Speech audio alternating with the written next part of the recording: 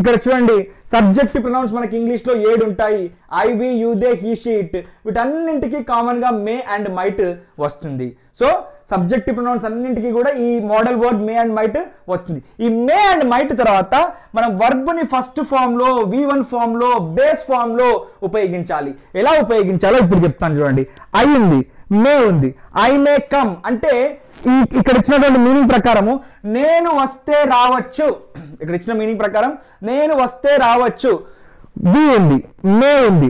ఇక్కడ మీట్ ఉంది, వి may meet. మేము మీట్ అయితే మీట్ అవ్వచ్చు అని అర్థం. నెక్స్ట్ యూ ఉంది, మే ఉంది, రెయిన్ ఉంది, సారీ గో ఉంది. యూ మే గో మీరు వెళ్తే వెళ్ళొచ్చు. ఇట్ ఉంది, మే ఉంది, రెయిన్ ఉంది. ఇట్ మే రెయిన్ వర్షం పడితే పడొచ్చు. ఈ రోజు వర్షం పడితే పడొచ్చు.